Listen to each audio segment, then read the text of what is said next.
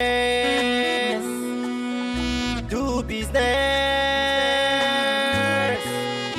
Act business.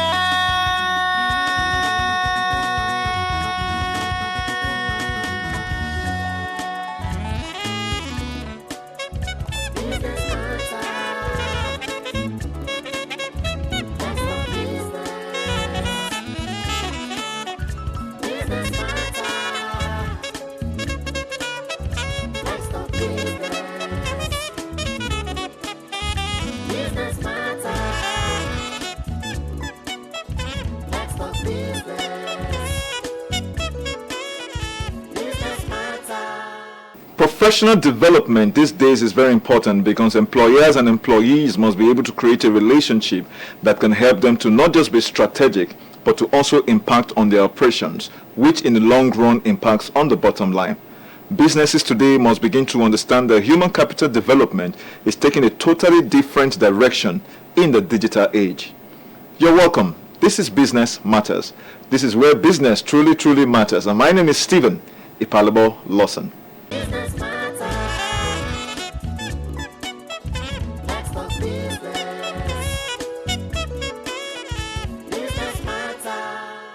The Human Development Index is one of those metrics that companies as well as organizations and countries use to determine how well the citizens of that particular space are engaged. If we're able to improve on that, then we have to begin to leverage on different opportunities, especially what the online platforms offers. Let us have our business update.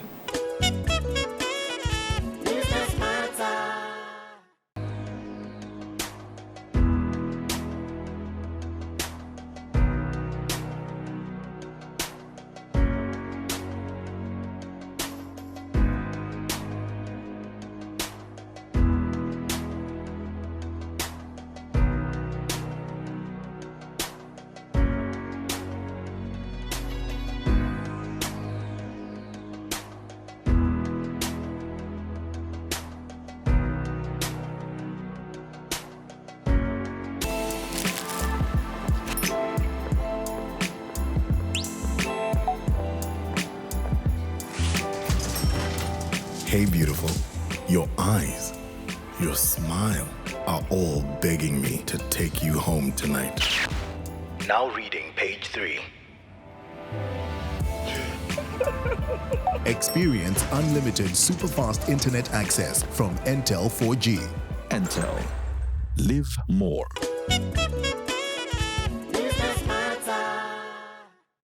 It's our tradition on Business Matters to invite a professional in a given field to help us explore a topic of the day in order for us to gain insight that we can use to improve our businesses. Let us have our professionals segment.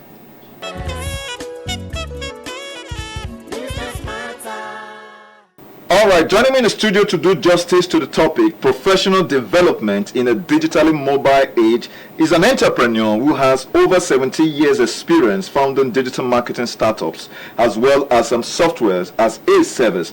As a matter of fact, his startup have helped raise over $10 million in growth capital and have employed more than 500 people globally. He has worked with Fortune 500s as well as global brands such as Starbucks and definitely with governments in the US, Europe, and the MENA regions. He lives in Cairo, Paris, Washington, D.C., Dubai, and London, and has a BBA from the American University in Cairo, as well as management degrees from George Washington, as well as Middlesex University. As a matter of fact, he's an individual whose business stems up from passion to see exactly how they can create access to affordable, high-quality education impacts as it impacts on the societies across the world. Joining me in the studio is no other person than the founder of the Nexford University, which he started in 2018. Is no other person than Mr. Fadl Al Tarzi, the CEO and president of Nexford University. How are you, Tarzi? Hello, Peter. Thank you for having me today. It's an amazing profile you have there. When my producer told me that we're going to be having someone like you who actually has a very good experience in the area of human development, especially as it deals with professional development in the world today, I was very excited because I know in a country like ours, there is a need for us to begin to, open our eyes to different kinds of options. But let us start the questions this way. 2020 has been a major challenging year for everybody. As a matter of fact, the corona pandemic, brought about a whole way of doing business, and that itself has impacted on careers as well as professionals, lifestyle, and definitely the way we work and do business. How has the experience been for you, especially for somebody like you who is in the online business? Thank you for having me today. Definitely, it's been a very challenging year for us and for lots of other startups and companies across the world. I think for us, looking at the positive side, it's been an accelerant, I would say. So it's accelerated awareness of online education across the world. What would have probably taken multiple years to happen has happened over just a 1 year period. That's true.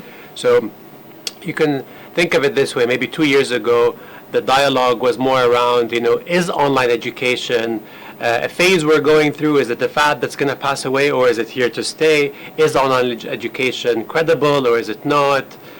Today, that discussion is no longer taking place, really. It's a reality.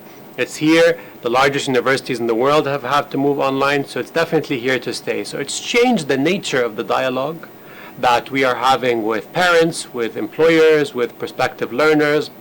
So that's been great for the university. And for the corona pandemic, as a matter of fact, there was the situation of lockdowns, and children had to now begin to, opt for digitally empowered or enabled platform for them to get an education. Exactly. So obviously, the age, which is obviously digital as well as mobile, is here to stay. It's definitely here to stay. And like I said, I think all that's happened is that it's accelerated a trend that we've been seeing build up for multiple years. Contrary or in contrast with some of the other universities across the world, we've seen this trend coming for a while now, and all that's happened is that we've leapfrogged a few years. That's true. I think it's here to stay, and people have seen the advantages and potentially some of the disadvantages as well. Like online isn't necessarily going to take over offline, but we think, I would dare to say even 5 or maximum 10 years from now, there will be no such thing as a completely offline university. It will simply not exist anymore. Well, it's true because, the world is changing. There was a time when we had to do with a typewriter. Now, if you're using the typewriter, everybody looks at you as some kind of queer human being. Right. And so the skill set that was tenable in the age where we had to obviously use some of those bricks and mortar systems is obviously not the same skill set that will definitely be a guarantee in terms of success in your career or professional or even business. Will you share with us what kinds of skill set we should be looking forward to, especially in this new age that is all digital? Sure. Prior to digital, we do analysis every year by talking to employers and surveying, hundreds of employers across the world. We just published our most recent report about 2 months ago, analyzing the skills in highest demand. Before we talk about digital, I would say the most critical skills employers are looking for still remain the soft skills. Okay. So critical thinking, strategic thinking, problem solving, and communication skills. Okay. I would say these are still the top 4 skills in highest demand by employers across the world. And contrary to popular belief, they're actually in shortage as well. So employers are struggling to find employees that actually master these 4 skills in particular. There's been a huge focus on technical skills over the past years. There's been this obsession with coding skills and programming and maybe even data science, which of course are in high demand. But before those, you have your fundamental, soft skills are still in shortage, and employers value those more than coding skills. Wow. Having said that, yes, definitely digital transformation has massively, increased in demand across the world. So employers are looking for people who can help an organization, I would say, bridge 2 very different worlds: the world of business with the world of technology. Even as an employer, because an employer who actually has a grasp of some of how this works itself, obviously is going to be a very good model of a leader for the employees, as a matter of fact. Definitely. Employers are struggling today to move their businesses online, to deploy e-commerce, to market digitally, to manage a remote workforce. I mean, Sure. things as simple as cloud computing, for example, today, if you look at demand for, cloud computing and cloud computing skills, it's just skyrocketed over the past couple of years. Businesses that were still using, physical data centers and servers on premises have found themselves completely obsolete overnight. They were literally unable to run their businesses. That's true. Well, great. One of the things that Tarzi, is the fact that Bill Gates actually wrote a book which was titled "Business at the Speed of Thought," and we know that some of the content which Bill Gates, as a matter of fact, meant to posited, actually focused on self-guided education, Yes. self-guided knowledge acquisition, knowledge not an end in itself, but Yes. knowledge as a means towards a particular end. Yes. And we know the world today is obviously we're in a digital world. The AIs are beginning to take over the jobs of the man who is in the factory worker. We're beginning to see where now even kids are beginning to code, even though we know the soft skills are very much important Yes. in order to make them very employable. But we also know that there are those who actually were born far before the millenniums. And now they have to change, they have to face and change some of those issues with this. And one of the ways that people oftentimes believe is the best way to actually gain knowledge is through distance and online education. Yes. But the merits and demerits of that, is it a tenable option, especially for a country like ours that we don't have enough universities? The graduates who come out of the universities themselves don't seem to have enough jobs. We know people can be working in India, for example, and they're living in India and then they're working somewhere in the United States. So Yes. obviously, where does distance education come in, or online education, as you may please, come in terms of job creation, in terms of knowledge acquisition, and of course closing the gap? Yeah, great question, Peter. I mean, I think to start with your point on what we refer to as lifelong learning, True. I would say that's Yeah. probably the biggest shift that's happened in education over the past decade. Education can no longer be thought of as a point in time where you go to college for X number of years, you're done, you go into the workplace, and It's an ongoing process. Yes, exactly. It's an ongoing process, and therefore, I would say the most valuable skill you obtain from particularly an undergraduate degree is learning how to learn. So universities that are teaching people how to learn are going to set them up for success. Universities that are teaching folks how to memorize and pass an exam are not going to set them up for success. And unfortunately, the vast majority of traditional universities are too fixated on the latter. So it's how do you pass an exam? That's not a skill that's going to be particularly valuable. I know throughout there your was a life. joke out there that says that whoever created exams, we need to see that person and then. I couldn't agree more. because examinations oftentimes people argue it's not a true test of knowledge. Completely. There are situations where we have first class degree holders Exactly. who are being employed by third class degree holders. Exactly. So how do we do that? Anyway, we're going to go on a short break. Sure. Viewers, this has been quite an engaging subject for me. Because professional development is something that's so very dear to our hearts. The more you have your employees, even yourself as an employer, well developed, the more your business is going to be successful. But we're going to be back with the conversation after this short break.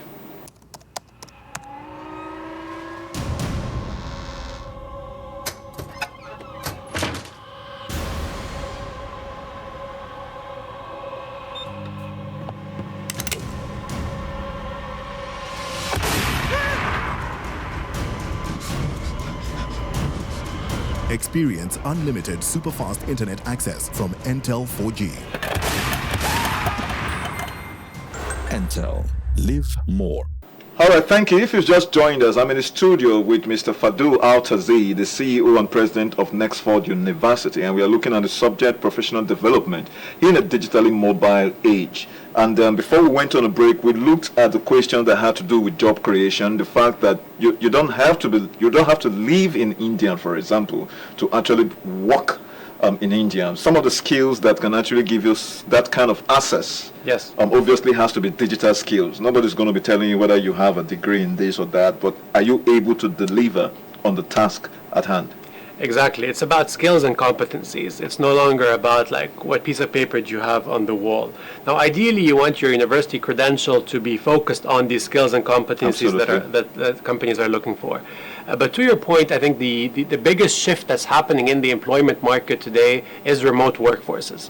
And COVID has accelerated that. It is. Still, psychologically, people, a lot of employers still want to feel that the employees are within proximity. But if you think about it, during lockdown and everybody was working from home, Absolutely. what difference does it make if I'm in Lagos or Mexico or Philippines, right? It doesn't really matter.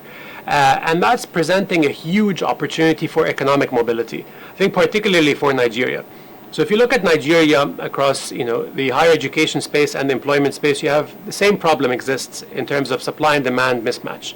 So you have something like almost 2 million university applications every year, whereas there's maybe about 800,000 university seats. Or less, as a matter of fact. Even less. Some people say about 600 even. So there's a huge delta, right, between the number of applications and the university seats available. So that means people will have to find other solutions. And we think the only other solution is to go to an online university, right? Because the vast majority of those can't afford to travel abroad. So you're going to have to go to an online university. Now, the same thing exists in the job market. So the number of university graduates every year compared to the number of job openings that exist every year is also going to have a huge mismatch. So I think, despite all the efforts taking place, it's highly unlikely that the Nigerian economy will produce enough jobs for university graduates every year. There is a deficit in jobs, as a matter of fact. The unemployment index itself is obviously telling towards the negatives, and that is not very good because Exactly. it impacts on your GDP. You realize that you might have social unrest, and that there are no social nets which can actually, mitigate against the negative impact. And that's of unlikely poverty. going to change over the coming few years. Yeah. That's the bad news. But the good news is you have other markets that have the opposite problem. So you have markets like the US or the UK, for instance. Over the coming 10 years, these markets are going to face an aging population, which means, the majority of their populations are going to be over at age 50 or even over age 60, which is completely opposite to sub-Saharan Africa in general, right? So what that means is they're going to have to rely on talent from across the world. Now, the youngest population in the world is in sub-Saharan Africa, right? So you're either going to have to immigrate to these markets, which we think is an unsustainable option, right? You can't continue exporting basically millions of people every year. What's going to happen is the world is going to move towards what we call a virtual talent grid. Think of it as literally this grid around the world that's connected by internet. So to get on that grid, all you need is two things. You need to have an internet connection. You need to have skills. If you have the skills, you can get on the grid. The moment you're on the grid, you're connected to the global job market. And that, I think, is an amazing opportunity for Nigerian youth to be able to access economic opportunity regardless of their physical location. Capital oftentimes is the bane for a lot of young entrepreneurs, and you Yes. started up as an entrepreneur Yes. at quite an early age. That is quite commendable. So you've learnt the ropes and all that, and know exactly. So I mentioned to you earlier on that I'm very sure my audience would like to tap into some of the ways to actually, go around the maze to see how do we go about the fundraising, number one, and then how do we leverage on the digital platform to create very, very transformative strategies for our businesses. Yeah. I mean, it's a big question. It is. I think, first of all, in the fundraising, to be honest, like the advice I would give entrepreneurs is to not overthink and overfocus on fundraising. There's this often misbelief or misconception that fundraising is the solution to your startup's problem. If only we had, more funding, we'd be able to do all of these things. Whereas in reality, funding generally tends to follow success. So if you focus on building a business that is unique from either a service offering perspective or customer acquisition perspective, investors, by definition, their job is to invest.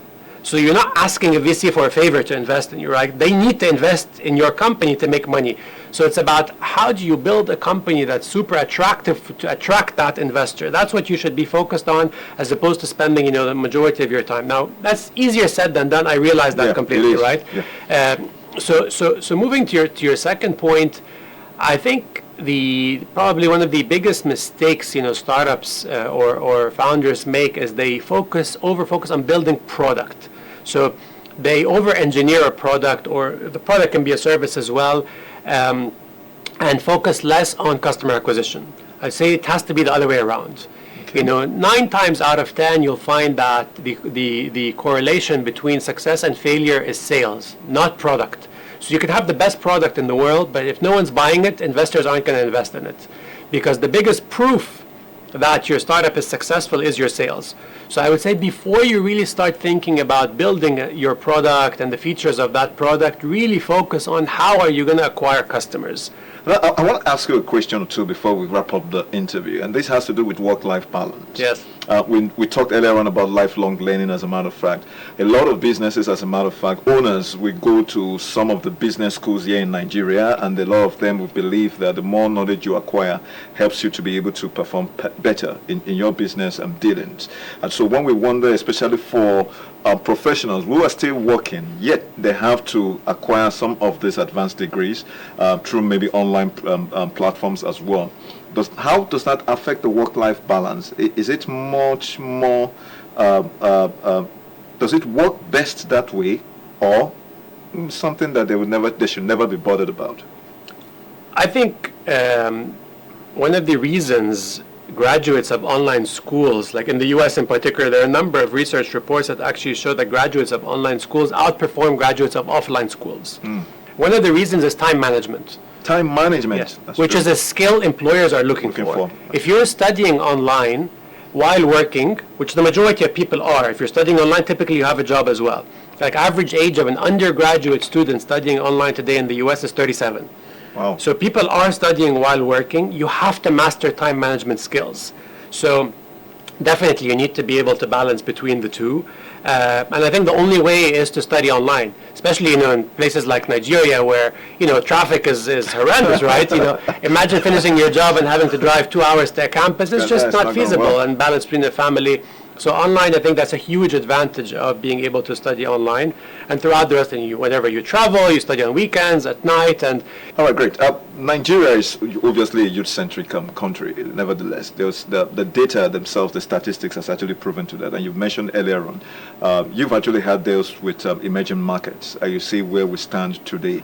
What kinds of advice would you like to give to the government, especially in terms of whether the regulators or institutions? Because for us to leapfrog into the future is the only option in order for us to make sure that this teeming youth, we have enough to engage them, and hence be much more productive and contribute a quota to the country's GDP. I'm not sure the Nigerian government is looking for my advice, to be very honest. Having said that, I've been to many countries across the world, and I've rarely seen a population that values education the way Nigerians do. It's really, really commendable. I think as a percentage of their income, Nigerians probably invest more in education than anyone in the world. And even in the US, if you look at Nigerian expats or Nigerian immigrants to the US, they're on average twice as educated as any other immigrant population. So having said that, it means Nigerians have the base where they really value education. That base needs to be leveraged. So to answer your question more directly, I think the challenge here is the government run organizations have a risk of becoming irrelevant.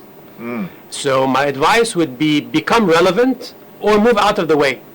And they're both fine. Like government's job should not be to manage and regulate all industries.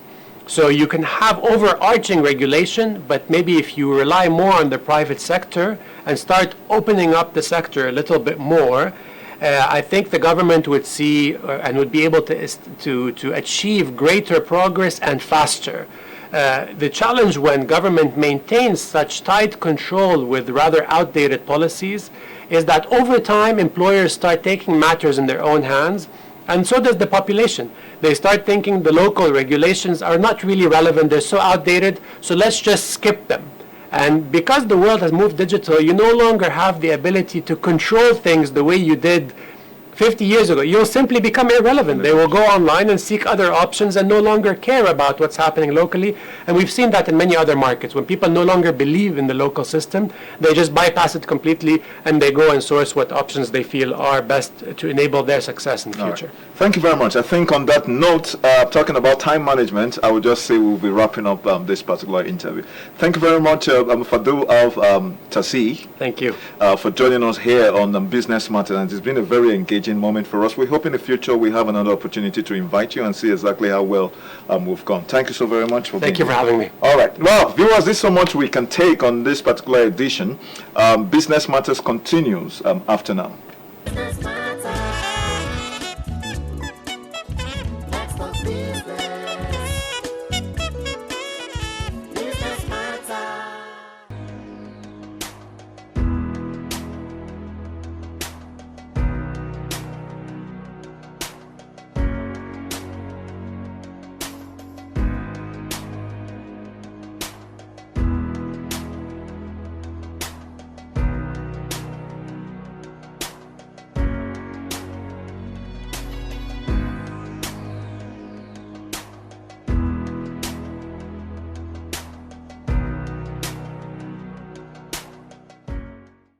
There's no doubt that distance and online education is a wonderful way to go in order for us to be able to close the gap, especially with the fact that our human capital development industry needs to be leapfrogged beyond where it is today. Nigeria is now majorly a youth-centric society. What kind of opportunities are we going to create for our youth in order for them to be able to be gainfully employed after they have gained their university or their education? And these are some of the things we need to begin to put in place for us as a society to take advantage of some of the global economic windows that are coming up in the future. This is so much we can bring to you on Business Matters. My name is Stephen Ipalibo Lawson. Please do follow us on all our social media platforms as well as our website, where you can get more information about our different programs. Until I come your way again, bye-bye for now.